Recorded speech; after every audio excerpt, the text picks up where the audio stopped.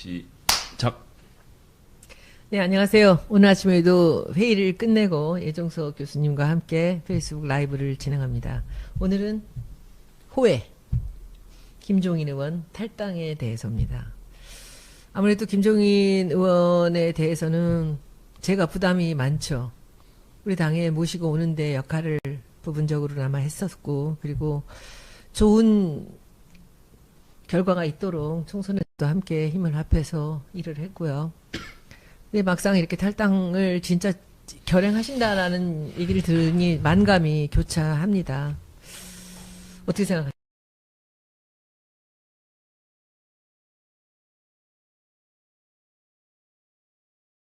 저는 오랜 교분이 있고 저한테는 또 대선배님이 되세요. 그래서 뭐 그분의 고등학교. 네네네 그러시고 뭐 그분의 여러 가지 정치 이력에 대해서도 잘 알고 또 그분이 좋은 점도 많이 가지고 계신 분이기 때문에 그 문재인 대표 곁에 남으셔서 좀 큰 역할을 해주셨으면 하고 기대를 했는데 여러 가지 면에서 좀 서운함을 금치 못하겠습니다. 뭐 다시 한번 기대합니다만 오버였으면 하는 생각입니다. 저는 뭐 어제부터 얘기가 나왔었던 게 후원금 계좌를 닫고 이제 그 후원금들을 주변에 있는 의원들한테 나눈다라는 이제 기사를 제일 처음 접하고 아 진짜 나가시는구나라는 생각을 했는데 저는 사실 우리 당에 있는 누구보다도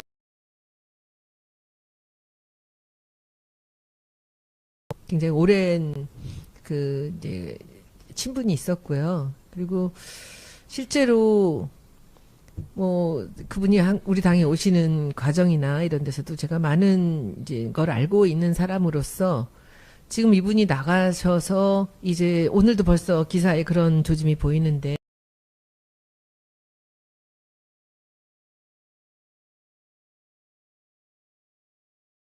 생각에 이제 오늘 이 자리를 갖게 되었습니다. 사실 오늘 기사를 보니 나는 속은 사람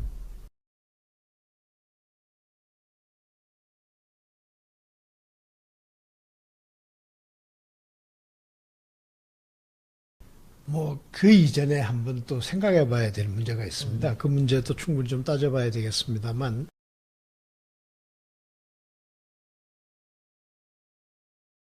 그러니까 그 사업하는 분들한테는 상도의가 있고 정치를 하는 분들한테는 정치적 도의가 있는 법인데 뭐 그 김 의원님께서 지난번 총선 때 영입이 되셔서 큰 역할을 하셨고 또 뭐 그 당에서도 왈가왈부가 많았습니다만 그래도 참 그 총선을 승리로 이끌었다 하는 점에서 큰 역할을 하셨는데 앞으로도 사실 큰 역할을 하실 게 많이 남아 있는데 조금 그 뭐 제가 이런 표현을 하는 게 어떨지 모르겠습니다만 소탐대실하는 것이 아닌가. 또 이분이 제가 오랫동안 이분을 지켜봐 왔는데 굉장히 판단력이 좋은 분이죠. 말하자면 항상 그 되는 쪽에서는 뭐 이게 뭐 혹시 모욕적인 은사로 들릴지 모르겠습니다만 그런 의도가 아니고 정치적인 결단의 순간에 보면 항상 되는 쪽에 서 오셨습니다. 뭐 좀 이따 이야기를 하겠지만 이분이 우리나라 정치사에 아주 정말 특이하고 그 이런 이력을 가지신 분이 아마 전무후무할 것이다라고 생각을 하는데 이번에 만약에 그 탈당을 확정 지으신다면 아마 평생에 하신 의사결정 중에서 실패한 의사결정이 아니겠는가 하는 그 아쉬움이 있습니다. 또 그리고 자신이 그 말하자면 승리로 이끌었던 정당. 근데 이게 총선 승리는 아직 미완이죠. 대선을 끝내야만이 그야말로 그 정당에 기여를 하는 반대 이번에 등을 돌리는 것은 그 기여는 고사하고 좀 그 탄핵 정국 말미에 또 이제 그 대선을 목전에 두고 이런 정치적 결단을 하시는 것은 썩 그렇게 좋아 보이지는 않습니다. 제가 듣기로는 뭐 직접 듣는 말씀이죠. 제가 알고 있는 것들은 나는 대통령이 될 사람을 돕는다라는 말씀을 오래전부터 하셨어요. 그런데 지금 누가 보든지 문재인 전 대표 입장이 지금 가장 좋은 입장이고 그리고 가장 큰 가능성이 있는 상황인데 지금까지 그분이 하셨던 그 얘기들하고 다르지 않습니까? 대통령이 될 사람을 돕는다 하면 문재인 전 대표를 도와야 되는 게 맞죠. 그리고 지난번에 그 중앙위원회에서 2차 그 회의 같은 때서도 그 제주도에 있다가, 부산에 계시다가 비행기 타고 올라오셔서 댁에 가서 그 화를 내니까 그게 문 대표가 한 게 아닌데도 불구하고 친노들이 나한테 모멸감을 줬다. 친노가 준 모멸감이 아니죠. 비대위원들이 한 거죠, 그것은.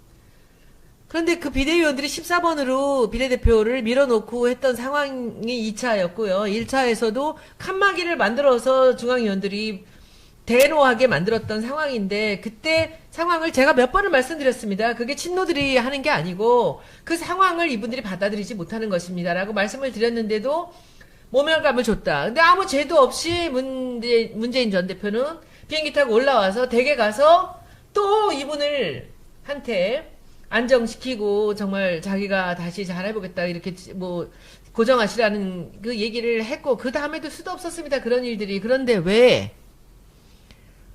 왜 이분은 계속 그 얘기를 자초지종 설명을 드리고 진실을 말씀드려도 듣지 않고 이렇게 등을 돌리시면서 계속 지금까지 총질을 하시다가 이제 마지막으로 떠나셔서 뭐 기관총이라도 난사하실 생각이신데 진짜 그렇게 뜻대로 되지 않으실 겁니다. 왜냐하면 제가 그 과정에 많은 것을 알고 있기 때문입니다.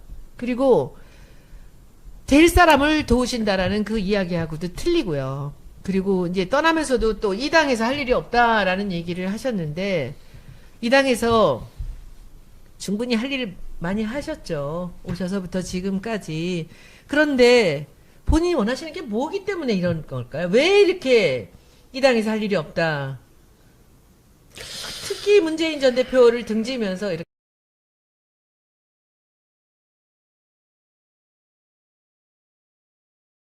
합니다. 뭘까요? 나는 이렇게 떠나시는 이유가. 그 워딩이 사실 될 사람을 돕는다. 전 이게 철학의 좀 그 문제라고 생각합니다. 정치를 하고 본인이 아마 대통령을 만드는 전문 직업인으로 생각하시는 것 같은데 이게 대통령이 복권을 뽑는 일하고는 좀 다르지 않습니까? 그런 점에서 정치라는 건 결국 대의를 보고 가야 되는데 조금 뭐 험난한 길이라도 대의를 보고 가야 되는데 그런 점에서 좀 아쉽고요. 지금은 누가 될 사람을 뽑는 게 아니라 정권 교체를 이루어야 될 시기입니다. 그런 걸 보셔야 되는데 조금 그런 큰 대의와 소위 사이에서 좀 왔다 갔다 하신 게 아닌가 싶고 그리고 아까 자꾸 모멸감을 느낀다는 말씀을 하셨는데 그러니 저 같은 정치판의 신입생이 아니지 않습니까? 정말 몇 정권을 겪었는지도 모르고 우리나라 역사상 아마 헌정사상 전무후무할 비례대표 5선을 하셨고 그것도 당들을 여러 군데를 바꾸셨습니다. 그런 정치적 감각을 지니신 분이고 또 정치판을 많이 겪어보신 분인데 또 뭐 정치판이라는 게 항상 거친 말이 오가기도 하고 또 뭐 수모를 겪기도 하는 건데 당의 대표 역할을 하면서 그런 정도를 겪은 것은 그 모멸감이라고 하기엔 조금 부족하죠. 또 뭐 연배로 보나 또 그러니 잘 아시다시피 굉장히 그 결기도 있으시고 그럼요. 또 카리스마 있으신 분이잖아요. 제가 지금 정치판에서 그분 앞에 가서 고개 치켜들고 할 말 좀 하실 분이 우리 손 의원님 정도 별로 그렇게 떠오르지 않습니다. 저는 김종인 의원님을 존경합니다. 그런 점에서 그런 분이 모멸감을 남에게 줬으면 몰라도 모멸감 때문에 떠난다는 건 조금 설명이 부족한 것 같고요. 하여튼 뭐 계속 말씀드립니다만 이 사실이 오보이기를 기대합니다. 이 김성애 보좌관 이 정치판에서 옳고 그름이란 건 도대체 뭡니까? 저한테 유리하면 옳은 거고 저한테 불리하면 그른 거고 그런 거 아니겠습니까? 진짜 정치판이 그렇습니까? 그게 국민들을 위해서 정의를 앞세우면서 민의를 앞세우면서 가는 정치판이 그렇습니까? 옳고 그름은 옳다는 것은 자기 편이 옳은 것입니까? 흔히 정치학 내가 가는 길이 정치학하는 분들이 폴리티션하고 스테이트스맨을 구분합니다. 둘 다 번역하면 다 정치인이란 말이지만 폴리티션이란 건 눈앞의 이익에 급급하고 사리를 위해서 행동하는 사람이 대부분 폴리티션이라고 그러죠. 그러니까 나쁜 의미의 정치인이고 스테이트스맨이라고 하면 좀 큰 의미의 국가를 우선하고 또 나라를 우선하고 이런 의미에서의 이제 큰 의미에서 좋은 의미의 정치인인데 그 차이를 생각해 보면 지금 이 시점에 어떤 선택을 해야 될 것인가 하는 것은 전 자명한 일이라고 생각합니다. 지금 이 시점에서 바른정당으로 가신다고 했나요?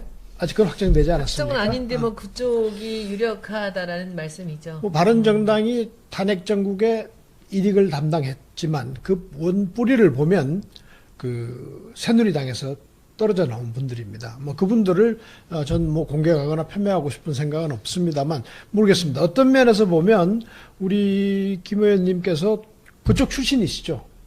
그쵸. 지난번 대선 때 그쪽에서 큰 역할을 담당하셨고 경제 민주화라는 화두를 던지면서 그쪽을 승리로 이끄는데 큰 기여를 하셨었습니다.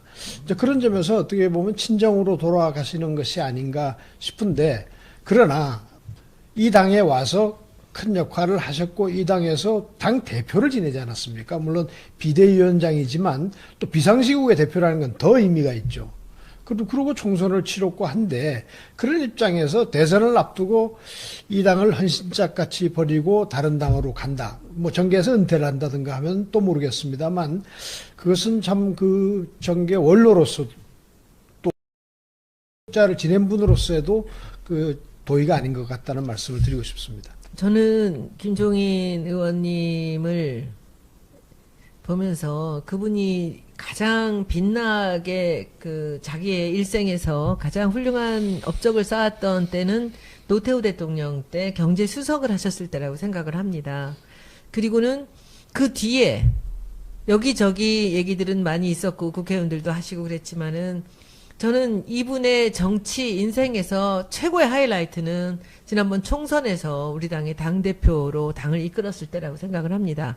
아마도 다른 어느 당에 가시든지 이분을 모셔가는 당은 분명히 총선에서 당이 혼란스러울 때 안정을 시키고 총선을 승리로 이끌었다라는 것 때문에 이분의 카리스마나 이분의 능력을 인정하셔서 이분을 영입하려고 노력하실 거라고 생각합니다. 그리고 본인께서도 마찬가지로 그분이 했던 지난번에 결정 굉장히 어렵게 제가 3개월 이상을 설득을 해서 문 대표님도 가서 직접 설득을 해서 오신 것입니다. 근데 그때 제가 봤을 때, 지금 본인이 와서 우리 당을 궤도에 올려놓고 총선을 승리로 이끄는데, 물론 혼자 다 하시는 것은 아니지만, 그것을 본인 스스로도 굉장히 자부심을 갖고 있을 거라고 저는 생각을 합니다. 그런데, 대표님이나, 김종인 박사님이나, 이분을 모시고 가려고 하는 당에서나, 여기서 간과하는 것이 하나 있습니다. 그것이 뭐냐 하면은, 그 당시 재작년 1월 15일 김종인 대표를 우리 당으로 모시고 올 때 그리고 그 뒤에 이분이 당대표를 하면서 지냈던 그 기간 동안에 특히나 그분을 모셔오는 그 상황에 문재인이라는 당대표가 있었다는 거죠. 모든 것을 내려놓고 자기는 빠져나가면서 이분에게 모든 전권을 줬던 총선을 앞두고 공천권 하나 주장하지 않고 다 줬던 문재인이 있었을 때 와서 전권을 받았을 때와 문재인이 없는 곳에 가서 이분이 전권을 갖는 것하고는 저는 굉장히 많은 차이가 있을 거라고 봅니다. 모든 것을 내려놓고 이분이 살게 해주는 그런 자리를 마련해주는 그런 상황하고 지금은 많이 다를 거라고 생각을 합니다. 그리고 저는 오늘 김종인 박사님 말씀을 드리는 것은 저는 아직도 김종인 박사님한테 존경과 애정이 있습니다. 그리고 이분이 어디를 가시든지 잘 되셨으면 좋겠습니다. 그리고 아마 우리 당에 계실 때보다 밖으로 나가 계실 때 제가 더 편안하게 밥도 먹을 수 있고 할 것 같습니다. 이제는. 그런데 저는 참으로 안타깝습니다. 이분이 어디 가서든 대선을 치르면서 이분이 우리 총선에서 했던 것 같은 역할을 하실 수 있다고 기대하시는 분들 그리고 본인 많이 어려우실 것입니다. 그래서 걱정이 너무 많이 되고요. 그리고 어느 당에 가신대요? 말은 바른정당이라는데 그건 확정이 되지는 않은 것 확실히 같고요. 되는 겁니까? 아니요, 제가 보기에는 당분간은 관망하실 확률이 더 높을 것 같습니다. 만약 나가게 된다면. 그런데 관망하실 거라면 지금 관망을 하시지 지금 나가서 바로 관망하실 것 같지는 않은데요. 이분의 일하시는 스타일로 봐서는 제가 보기에는 관망하실 것 같으면 탄핵 그 뒤까지 조금 지켜보시고 했을 것 같은데 지금 가신다는 것은 탄핵 뒤의 스탠스를 어느 당인가를 도우려고 가시는 게 아닌가라는 생각이 들거든요. 관망만 하시고 안 가셨으면 좋겠고요. 그래서 우리 이 방송이 조금 그 철이른 판단을 했다는 결과가 나왔으면 좋겠는데 제가 그런 입장에서 생각을 해보면 이게 말하자면 스스로 시험대에 쓰시는 겁니다. 그리고 얻으실 것보다 잃을 게 더 많습니다. 한번 생각을 해보시자고요. 지난 총선을 승리를 이끌고 나서 좀 왈가왈부할 때 또 대표를 내놓고 하실 때 뭐 제가 관망하면서 들은 이야기로는 물론 다 보도가 된 이야기입니다만 총선 승리가 과연 저분의 공헌이냐 아니면 총선 승리라는 시점에 마침 그 자리에 있었냐는 것 같고 여러 가지 논란이 있었던 걸로 압니다.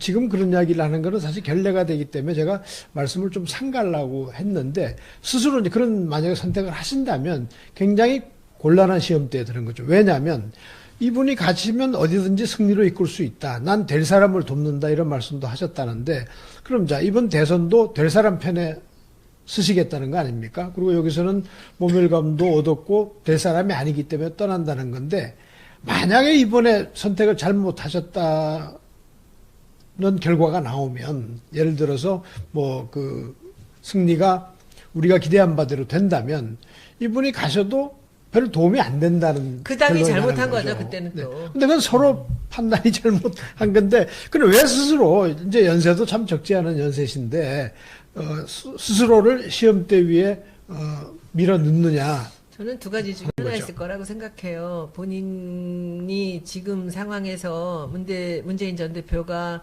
대세로 떠오르는데 본인한테 와서 다시 무릎 꿇고 조아리지 않았기 때문에 이 옷 돌아오실 명분이 없었던 것이고요. 두 번째는 다른 당들에서 마치 김종인의 그 파워라든지 그 영향력이 지난번 우리 당에서 총선을 치를 때까지 같이 그런 힘이 있다고 믿었던 거죠.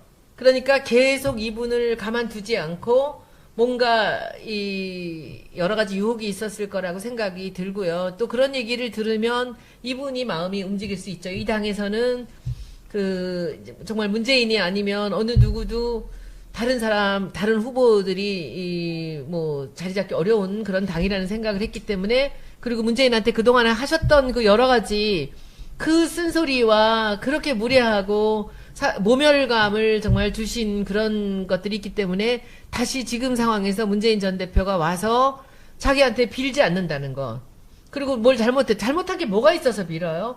근데 그런 것 때문에 자존심이 상하셨을 수 있고, 그리고 다른 데서는 뭐 굉장한 대접을 해줄 것 같이 그렇게 이제 많은 유혹이 있지 않았을까라는 생각이 들고요. 저는 참으로 안타까운 게 오늘 기사에 나온 내용들 중에서 이런 내용들이 있어요. 정쟁과 분열이 나라를 망치도록 두어서는 안 될 것.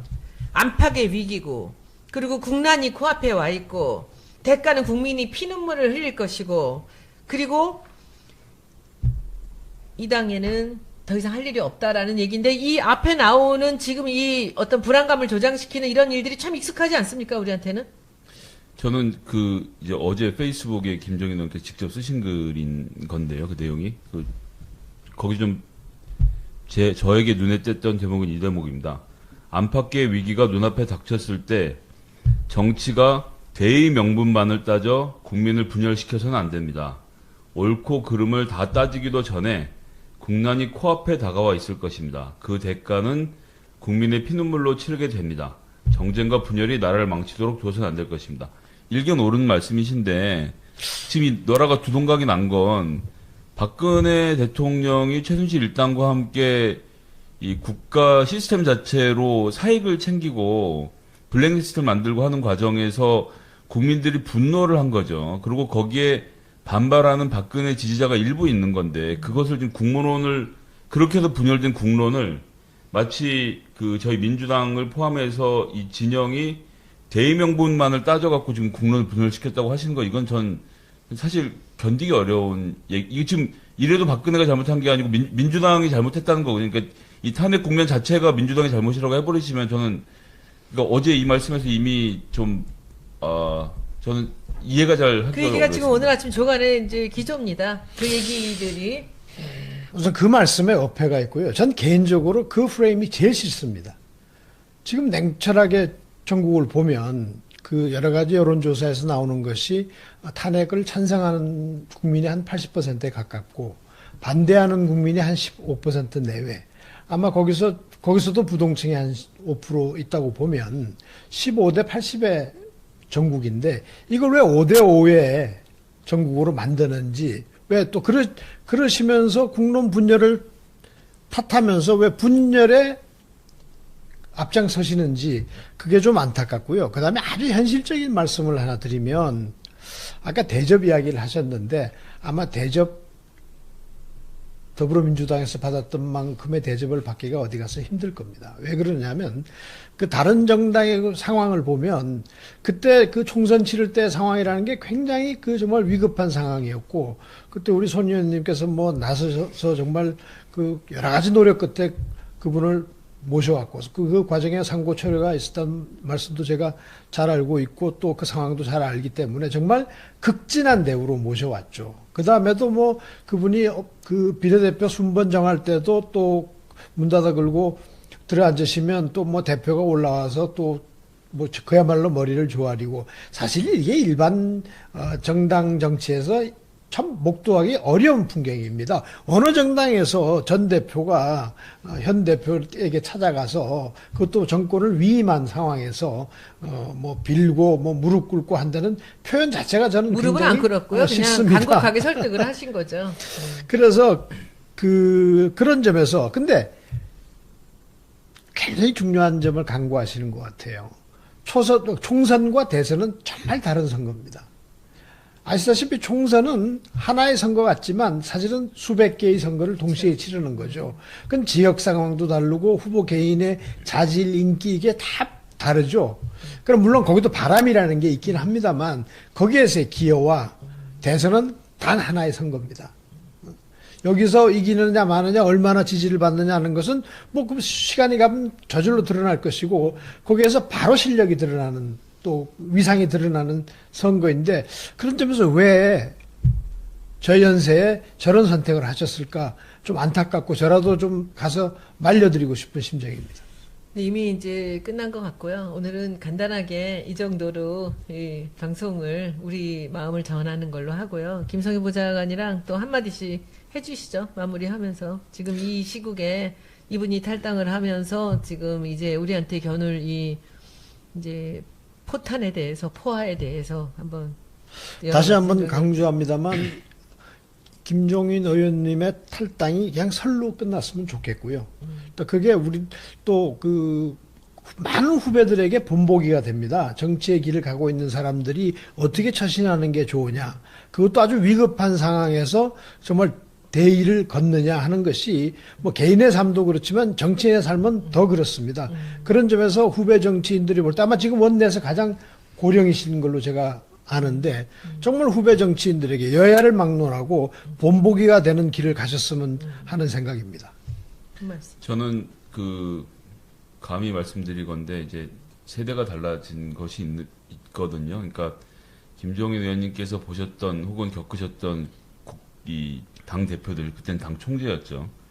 그 노태우 전두환 대통령하고 문재인이라는 사람은 완전히 다릅니다. 그래서 지금도 어디선가 문재인이 다 무릎을 꿇려놓고 사람들 앉혀놓고 야 2월에 경제민주화법은 통과시키지 마 이렇게 오다가 내려와서 경제민주화법이 논의가 안 되는 걸로 생각하시는 모양입니다. 어떻게 2월 국회에서 경제민주화법 통과가 안 된 것이 문재인 후보의 책임입니까? 그것은 당 간의 논의 상황이 그랬고 그것을 가장 결정적으로 가로막았던 것 상법을 필사적으로 가로막았던 것은 자유당이거든요. 자유당이 그렇게 했고 그 경제신분들이 부추기는 과정에서 협상의 과정에서 안 된 것조차도 문재인 그 후보의 책임으로 미루시는 것은 예전 정치면 모르겠지만 지금 안 되는 얘기라고 저는 생각을 하고 그런 것들이 혹시나 앞으로도 이 벌어질 민주당의 모든 일들을 같은 프레임으로 씌우시려고 하는 것이 아닌가라는 걱정이 좀 되는데요. 시대가 이미 달라졌다는 것을 좀 알아주셨으면 하는 그런 마음입니다. 저는 김종인 박사님하고 알고 지낸 게 20년이 넘었습니다. 저는 저분이 공직에 계실 때도 알았고요. 국회의원 하실 때, 그리고 아니실 때도 계속 알고 지냈고, 존경하고, 저분의 말씀을 제가 귀담아 듣고 아주 훌륭하신 분으로 존경하며 살았습니다. 그리고 지난번에 문재인 전 대표의 부탁으로 김종인 박사님을 여러 개월 동안 안 오시겠다는 분을 간곡하게 설득을 해서 당에 모시고 왔고, 제가 저분에게 제대로 일하실 수 있도록 자리를 만들어 드리려고 노력을 했고, 문 대표님이 그렇게 모든 것을 내려놓고 호련히 떠나셨습니다. 그리고 지난번에도 말씀드렸지만 너무 잘하셨고요. 3월 10일 정청래 이해찬 의원을 자를 때까지는 저는 한 번도 이 김종인 박사님을 의심하거나 해본 적이 없습니다. 근데 그 후로도 그분을 가슴 아프게 했고, 그래서 제가 또 지역구에 나갈 수밖에 없었고, 이런 일들이 있었지만, 그럼에도 불구하고 사람들이 아무리 김종인 박사님 얘기를 하고, 우리 지지자들이 싫어해도, 제가 노골적으로 등을 지거나 그분을 폄하하거나 조롱하거나 한 적은 없습니다. 단지, 문재인 전 대표께 심하게 정말 막말 수준의 그 언사로 문재인 전 대표를 폄하하고, 뭐, 정말, 그야말로, 정말 듣기 어려운 얘기들을 할 때 제가 2번 언론을 통해서 그 김종인 박사님께 제가 싫은 소리를 한 적이 있습니다. 사실은 2012년도 대선을 얼마 앞두고 제가 김종인 대표께 문재인 전 대표를, 김종인 박사께 문재인 전 대표를 만나게 했던 적이 있습니다. 경제정책이나 여러 가지 얘기들에서 문 대표가 그 김종인 박사님을 좀 알았으면 좋겠고, 이 얘기를 좀 들었으면 좋겠다라고 생각을 했었는데, 그때는 이미 비대위원으로 가시기로 했고, 그냥 좋은 얘기만 하고 끝났습니다.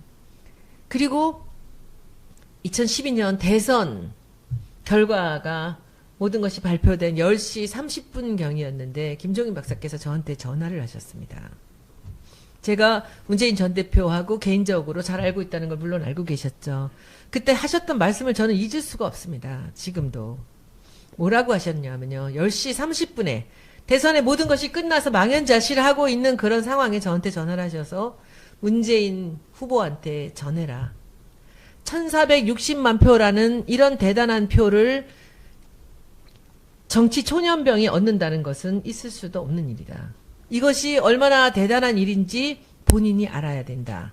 1460만의 국민이 문재인을 찍었다. 절대로 좌절하지 말고, 여기서 그만하겠다는 생각하지 말고 다시 다음번에 도전하도록 용기를 북돋워 주기 바란다라고 저한테 얘기하셨습니다. 저는 사실 그 얘기 한마디로 지금까지 김종인 박사를 믿었습니다.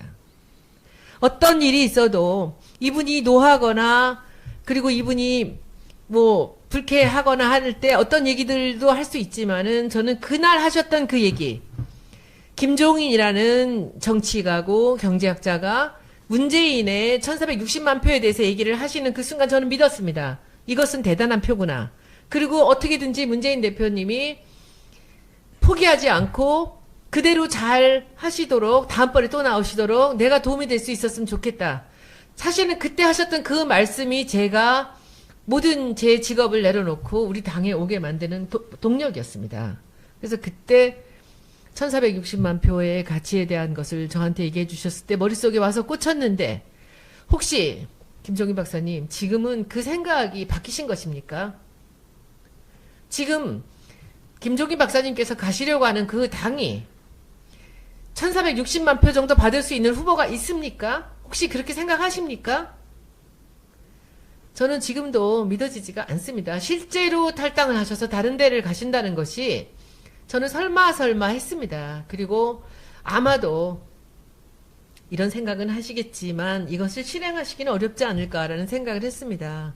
그러나 오늘 아침에 그 탈당을 하시기로 결정을 했다라는 기사를 보면서 죄송합니다. 제가 이번 대선을 준비하는 과정에서만은 김종인 박사님께 저도 적이 될 수밖에 없습니다. 그리고 뭐 제가 치졸하게 김종인 박사님 개인을 공격하거나 하는 것은 하지 않을 것입니다. 그러나 어느 당에 가서 어떤 사람하고 함께 대선을 준비해서 우리하고 만나게 될지는 모르겠습니다만은, 저는 제 자리에서 최선을 다하겠습니다. 박사님 건강하시고 과연 어디 가셔서도 본인이 원하시는 옳은 정치, 본인이 말씀하시는 그 옳고 그름에서 옳은 정치, 본인만이 옳다고 하시는 그 생각이 과연 맞는지 틀린지 제가 잘 모르겠으나 옳은 정치 하시기 바랍니다. 곧 뵙겠습니다. 그런 점에서 김종인 의원님의 판단력이나 예측력이 제가 대단하다고 말씀드린 겁니다. 그 선거에서 그 영입하시기 위해서 그 문 대표하고 가셨을 때 노를 하셨고 이미 오실 상황이 아니었습니다. 아니 그때는. 이미 박근혜 네. 캠프에 가시기로 한 건 그 선거가 박근혜 후보가 이길 줄을 예측한 것이고요. 근데 그때 한마디 딱 하셨던 네. 게 있어요. 내가 박근혜를 돕는 이유. 계속적으로 똑같은 얘기 하셨어요. 가족이 없기 때문에 비선의 문제가 없을 거다. 돈에 욕심이 없다. 이게 뭡니까 진짜. 가족 때문에 그 정치 지도자를 선택한다는 건 조금 그런데 아무튼 그런데 그분 말씀이 맞는 거죠. 나는 될 사람 편에 쓴다. 대통령이 될 사람 옆에 쓴다. 그 정확하게 박근혜 후보가 될 거라고 예측을 한 건데 그날 밤에 전화를 한 것은 조금 나쁘게 생각하면 절묘한 시점에 보험을 든 거죠. 무슨 보험이야 떨어진 사람한테. 아니죠. 그 다음 몇 달 내로 있을 일을 예측을 하신 거라고 저는 봅니다.